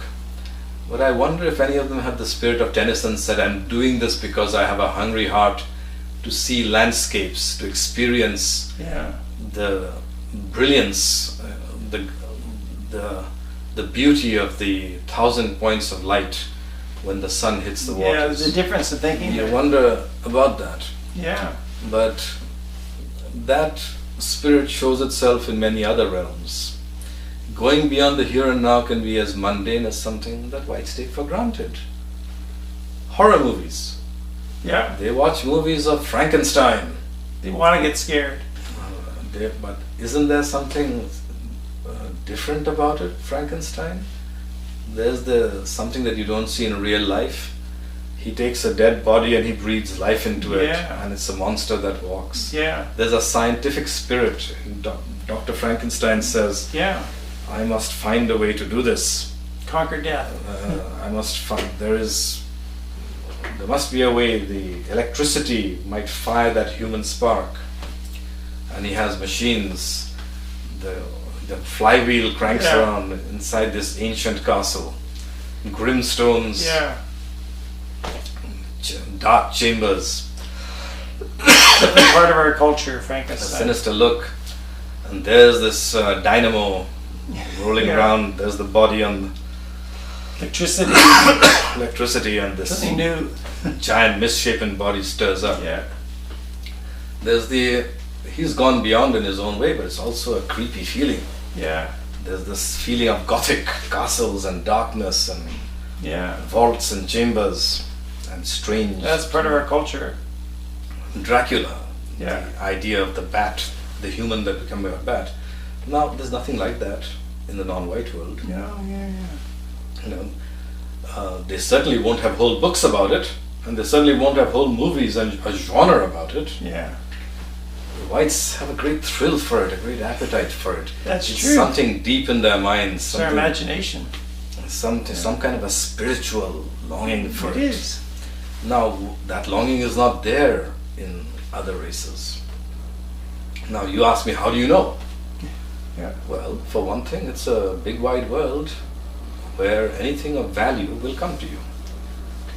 We know about Japan. We know about samurai. Yeah. You know, there's something admirable about the samurai Yeah. warriors. Good mindfulness practice.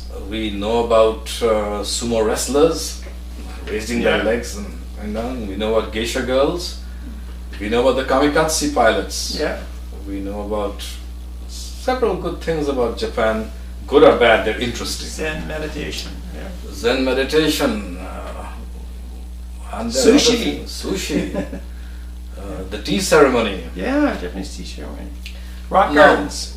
we know Westerners have an admiration for the kamikaze pilot, the idea of harakiri, the man who commits Yeah. suicide by cutting his belly, karate.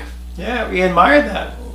So it comes to us, and if they had something like Dracula, if they had something equally interesting, equally Yeah. well thought out, We'd adopt it. equally detailed, if they had something like Frankenstein, we'd know about it. Yeah. Yeah. Yeah. We would. And I remember reading a book written in China, a wonderful book, Chronicles of a Blood Merchant. Oh. It's about the terrible life, the hardships that people underwent during some years of the communist regime. And this man literally sold his blood. It got you a lot of money if you could sell your blood. Got you enough money to buy another plot of land for Oh, I've cultivation. donated blood 50 times for nothing. Well, That's my altruism. My wife. They certainly got money out of it, but this man went through hardships and he managed somehow to raise a family. And there were moments of beauty, moments of immense nastiness and cruelty, but the author has depicted it so beautifully Oh. that it's been translated into English and students read it in universities. Wow. I heard about it and I read it, and I recommend it to 20 other people. Wow. So if there's something of value, it will come to you. Yeah. If non-white peoples had written something like Peter Pan, we would have known of it. Of course. Yeah. Okay? But something like Peter Pan is a very uniquely white thing, which brings us to another aspect, another dimension of the white imagination and the white mythic mind. Yeah. Fairies, pixies, giants striding down from the mountains. Yeah. Like higher realms in a sense. We look at something like The Hobbit, Yeah. in which this man visualizes something very humanoid but different. Hobbits in the Shire, Yeah. peaceful people who do mind their own business but have their houses built into the hillsides. Yeah. And along with the Hobbit, there is a wizard, Gandalf. Yeah. And there are whole countries out there, Rohan, for example, and the Misty Mountains. Yeah. And over the Misty Mountains, and in them, infested by goblins and orcs. Yeah. Nasty things, Yeah. goblins and orcs. And there's an evil Lord Sauron. And there's the dark and mysterious land of Mordor. Yeah. And there are good things like elves. Yeah. Now, no other culture, no other people has such a rich world of imagination, and it is an entire world.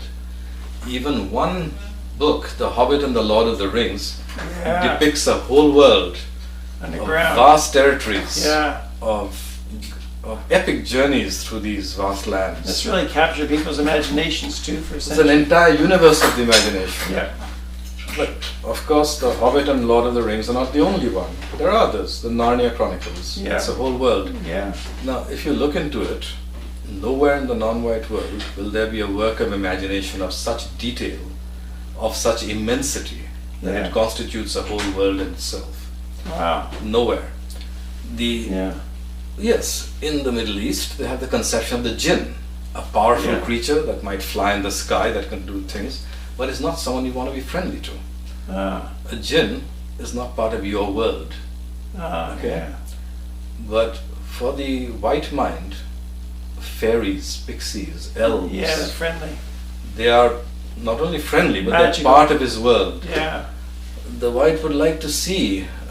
I once was seeing a woman walking her daughter along a trail near White Rock. Well, it was a natural park and a fairly forested trail. Yeah. White Rock's just outside the city of Vancouver in the suburbs. And she was telling her daughter, little girl, did you hear that? The girl said, what? That rustling. And there was a rustle. The wind had. There was a Yeah. rustle in the grass and in the branches in the bushes by the side. And the girl said, what? That rustling. That was the fairies going by. Now, Yeah. no non-white would say that to their kid. Yeah. There were mythical, wonderful, beautiful creatures that you don't see very often, but they live Yeah. in the woods, and there they were. Yeah. And she'd tell her daughter that, if you're good, you'll have good pixies guarding you. And there's Wow. one on the garden gate that comes. And sometimes she said her daughter would look that way, thinking possibly there was one. Yeah. Well, Think of that- Santa Claus. Santa Claus is a white invention, right? The Easter Bunny, right? Well, that is something you'd have to read my book about, because I went into detail in that. That's I in went Flying into- Dreams and Terror Cells. Well, That's in your book? Yeah, Sweet Dreams. Sweet Dreams and Terror Cells. Terror Okay. Cells. Check the link below the video here. At Amazon, right? You can get it on Yes. Amazon? And that's something I also discovered was a gift to me. So really, for me and for so many people, the best things in our lives came from white culture, white people, from what is in the white Oh, mind. thank you. And you Right. don't have to say it's just a matter of culture.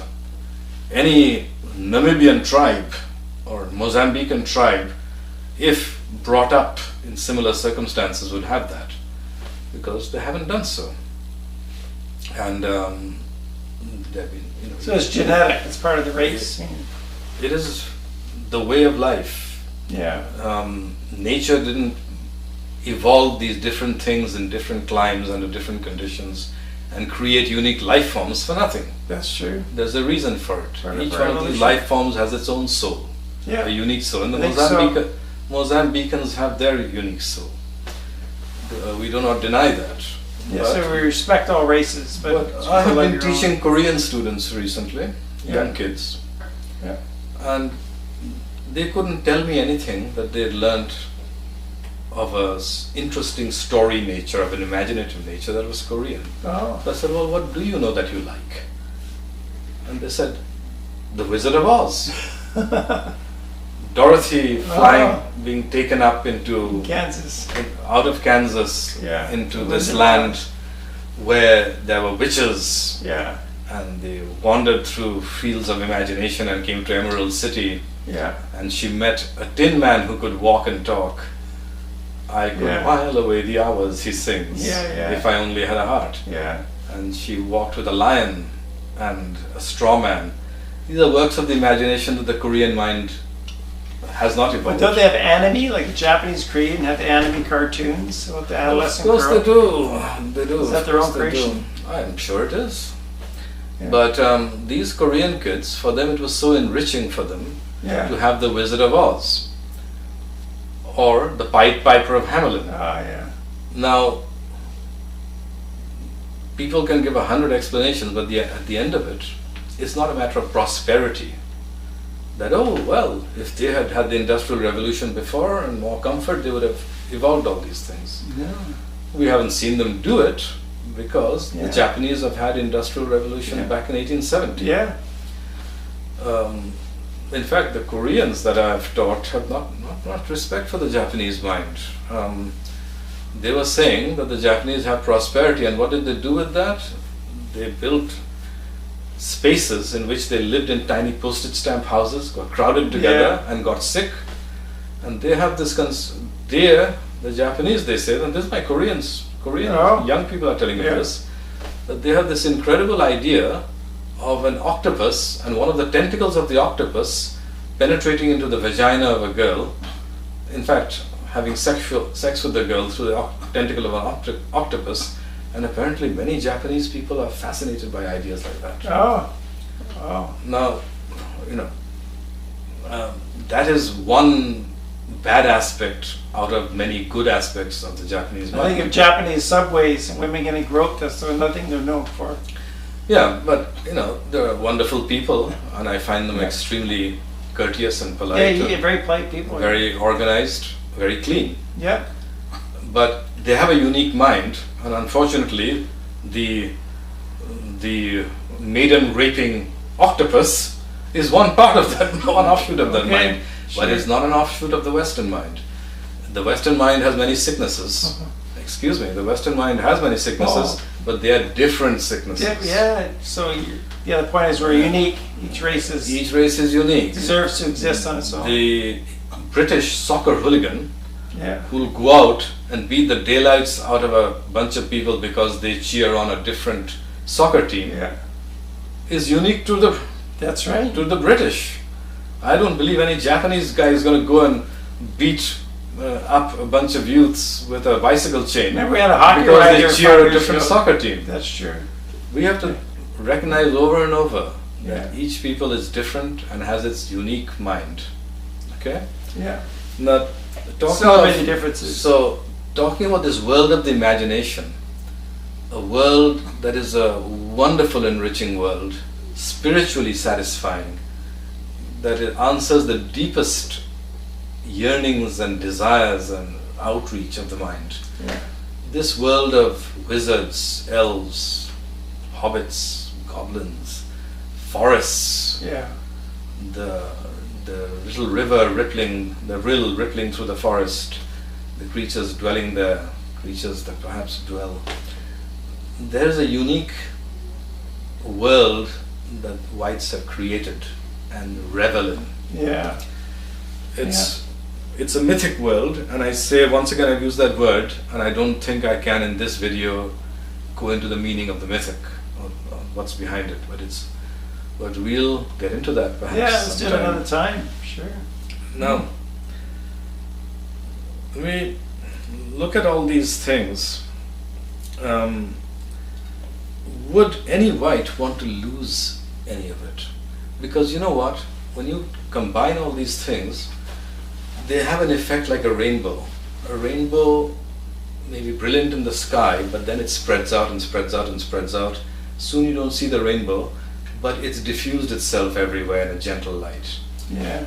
That spirit, that mythic mind of the white, the same mind that has books like Animal Friends all year long, or the Chronicles of Narnia, Yeah. or The Hobbit, that same mind that wants to build owl hospitals and that has a compassion that leads whites to run off to Africa to run an AIDS clinic, or to help build a school, help build an orphanage in Sri Lanka. It's unique. Yeah. but it has widespread effects. Whenever you visit a white civilization, you will see that it's laid out in a particular way, that it's more orderly, there's much more space, like in the street in front of you, someone's built, they have a grass verge. They not only have a pavement for walking on, but a broad grass verge and trees on that verge. It's nice. And I was in Bellingham the other day. I was in Bellingham. They break up the street with a little gap and a little upslope and some trees there, and someone put a red telephone box brought over from London. But they broke up that street. They could have had another building there, but no, they needed a little bit of a break. Something artistic. Something natural, something different, a bit of a nook. Yeah. Always a white civilization whites will want to build something in harmony with nature. An aesthetic. Something always unique, something with character. That's right. Now, you can see that when you go into a Chinese restaurant, it's always functional. There's nothing individualistic about it. The walls are very plain. There's the same decorations you'll see in 100 other Chinese restaurants. That's right. And the tables are often plastic, like the tables of McDonald's. But it's very functional, very mass-produced, very cookie-cutter. Yeah, it's true. Whereas if you go into a restaurant that is made by white people in a white community, it's always individualistic. Yeah, like a French restaurant. They'll have a little recess in the wall. They'll put a little nook. There'll be something made by the owner himself or possibly by his daughter. Maybe even a rag doll. An English pub will strive to maintain a somewhat natural grain to it. They will want more wood. There'll always be something unique, individualistic, and something harking back to the magic time. The ideal time for a white person, and that ideal time was that period of the Middle Ages where you were close to nature, the field and the forest, but you had enough for material comfort. You had iron tools. You could build a cottage, you could have a fireplace, you could be warm in winter, but you were still close enough to nature. That is why all fantasy literature, the Sword of Valinor, for example, is set in that time. That's right. It is. That is the dream time of the white mind. That's right. Sort of part of our collective unconscious, you're saying. It was a time when you had a kind of Robin Hood time. When you had, England was a land of great forests.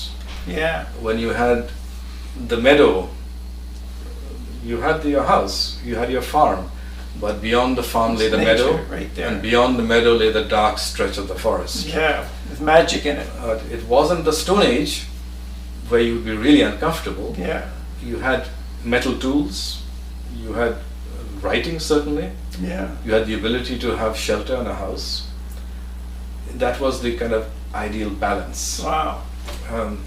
A white restaurant would like to have all those things if it could. So it's like the evolution of the white soul, you can see that. And they'll always want to have wood, because the white lives in the forest.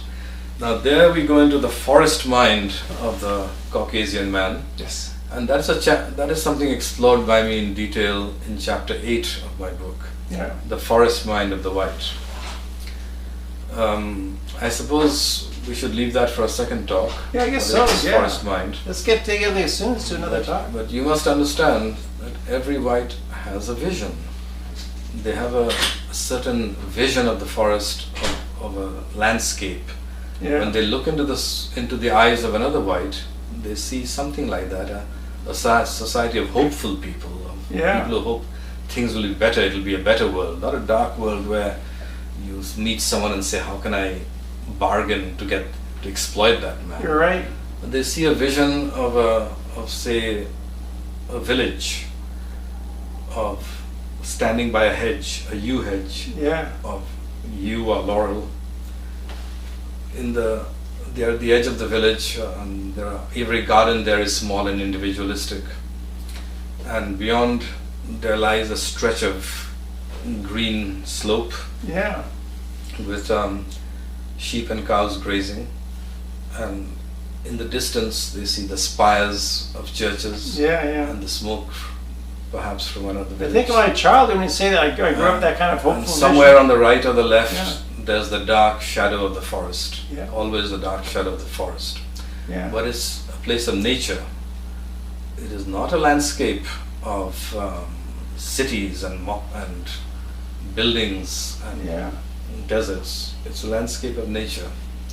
It's a landscape of something green, something forested, of something that is natural yet orderly, where you imagine always that forest has deer in it.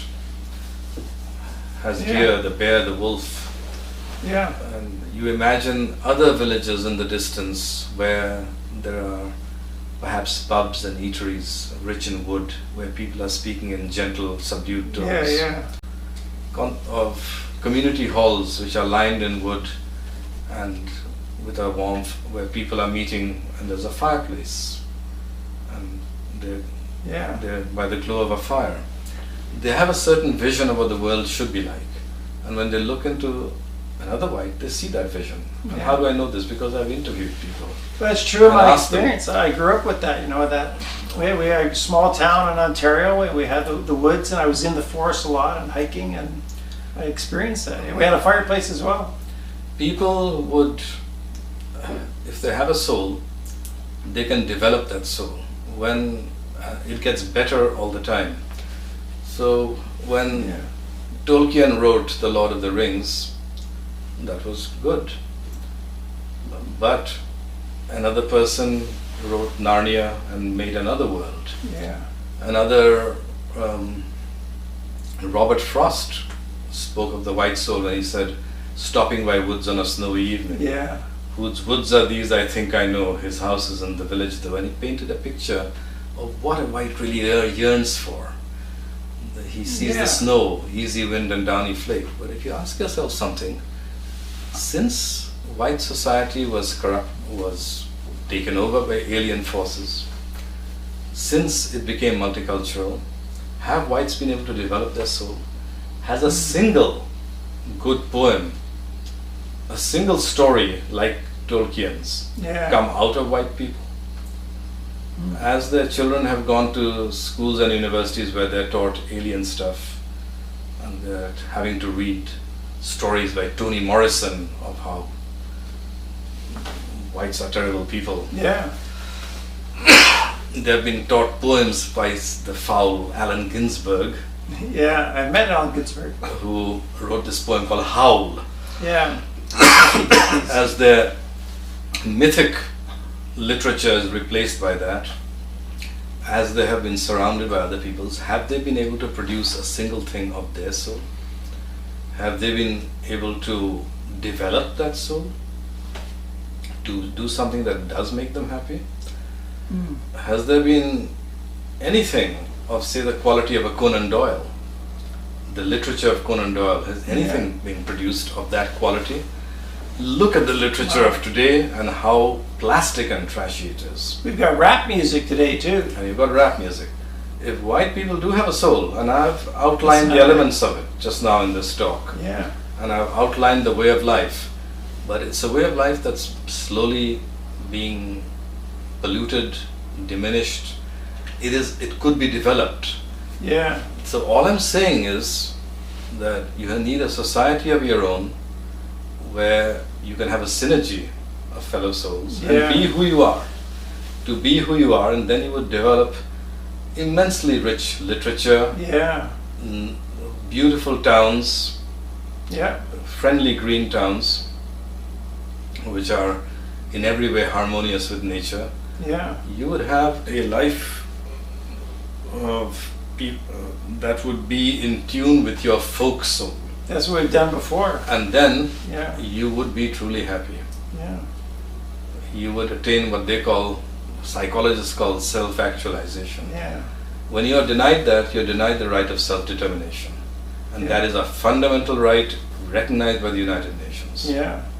You will lose your very souls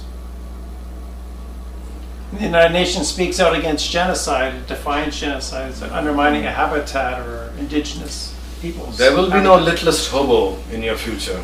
Yeah.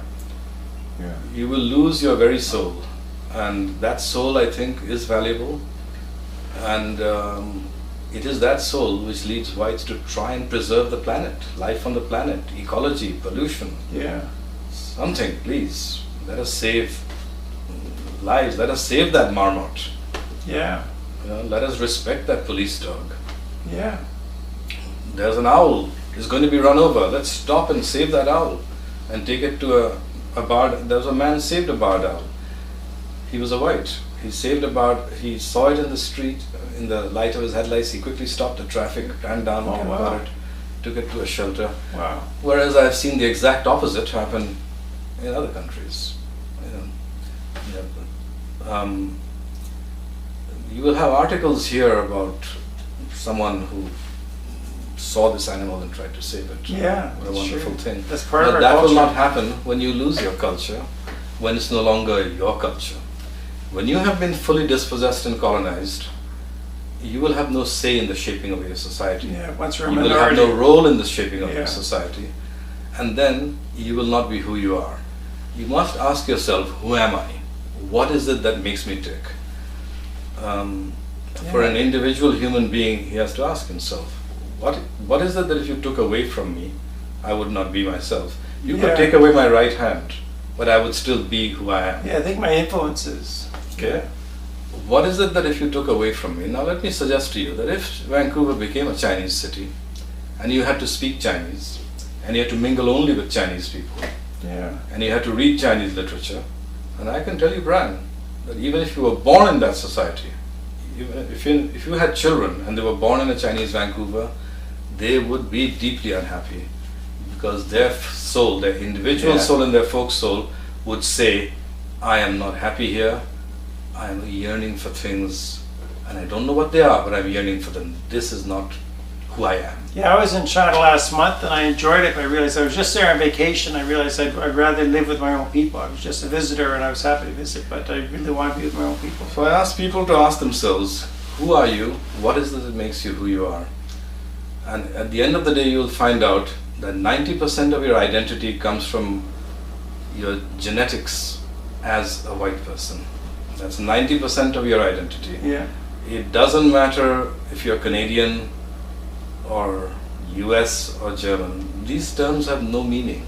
The flag of Canada is still the maple leaf, but it's not the same Canada. Yeah. You might as well take that name and put it in the trash basket, because what was Canada is in the trash basket. Yeah. You're misled by form. The substance is gone. That's true.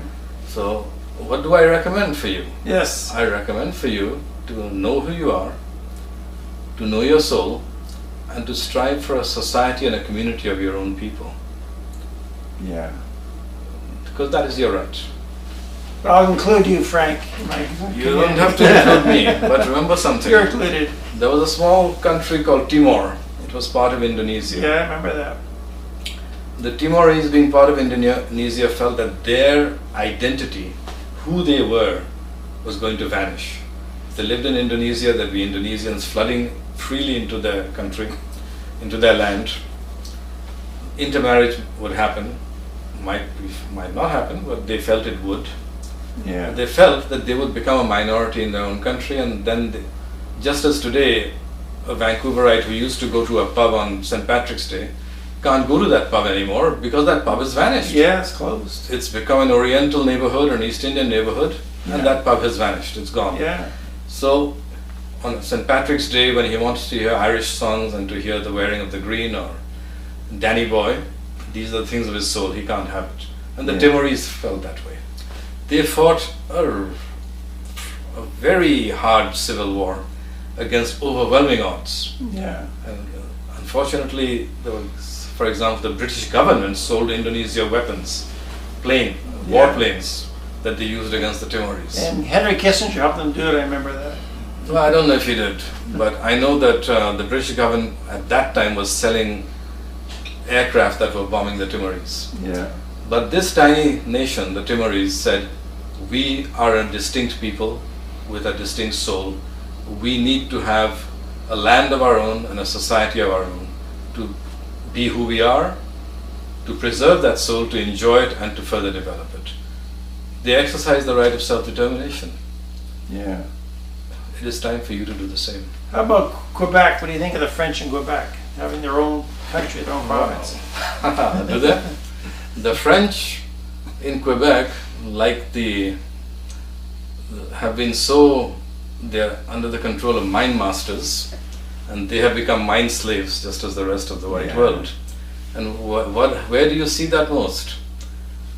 They have been told, they feel that they have an identity distinct from that of their cousins in England and Scotland. And they fought for that identity, that we have a different culture, French, outlook, soul, texture of mind, feeling of spirit. But they can't recognize that a Congolese person is even further away. Yeah. And they have not the guts, moral, physical, or political, to say that Congolese person who wants to settle in Quebec is a total alien and is a threat to us. But oh no, the British are threats. So it goes to show. Oh yeah, so they won't face that. Yeah. If they can see the difference between themselves and the British, why can't they see the difference between them and the Congolese? Good point, eh? Because it's not politically correct. Brainwashing Yeah. makes you mad, and when you're mad, you cannot make rational. Can't make sensible decisions. Yeah. You act like a madman. So it goes to it speaks to the fact that the mind masters and the sneak rulers have successfully brainwashed the French of Quebec and turned them into mind slaves. The one word racist is enough to make them take down their pants and run Oh, pissless. it's a control word, like a weaponized word. Weaponized word. They'll run pissless and surrender their country to the Congolese, to the Rwandans, to the Indonesians, to the Sri Lankans. And yet, for some reason, they find that there's an immense gulf between them and the British. Ah. Oh gee. Goes to show, brainwashing is a very powerful thing. Yeah, so it's aimed at white culture, the brainwashing. Yes, sir. So, I think we can discuss the mythic in the next video. Yeah. Yes. Okay, well, thank you, Frank. Thanks for coming. Your first time on the Brian Ruhe Show. Very good discussion. I'll be watching this video again and again, actually. I only speak for the existence of a people, their right to live, and the fact that though they were told that we are all the human race, equal and identical, it's a lie. You have every ethnicity is valuable, and if people tell you yours is not, it is with the intent to take what you have, to genocide you. Yeah. Cherish your soul, because it is what makes you who you are. Yeah. Read my book, Sweet Dreams and Terror Cells. Yeah. Do you have links or a website that you can refer people to? I can write below the text here. The book is on Amazon.com, Amazon.ca, Amazon.co.uk. Do you have a website of your own as well? I do not. Okay. I do not. For the book. All you have to do is look for the book on Amazon. Yeah. It's a Kindle ebook, and you know what? You don't need a Kindle e-reader to read it. Okay. You download it on your iPad, I guess. You just download the Kindle reading app onto your iPad, onto your computer, onto your cell phone, the Kindle reading app, and you can read any Kindle book. Okay. So just go on Amazon.com, type into the search bar Sweet Dreams and Terror Cells. And Terror Cells. And do you want to tell people how to get in touch with you, like email or? Well, they could email me certainly at firecarrier91 at gmail.com. Okay, write that below in the text here below the video. Firecarrier, FIRECARRIER 91 at gmail.com. Yes, you get in touch with Frank Raymond. Yes, sir. Well, thank you, Raymond. Thank you, Frank, for being on the show. Thank you, Brian. And please come back. Let's do it again. We'll add some more, part 2. We are going to talk more specifics, more things of beauty and wonder in the next show. The white soul. Okay, thank you. Thank you. Okay, very good.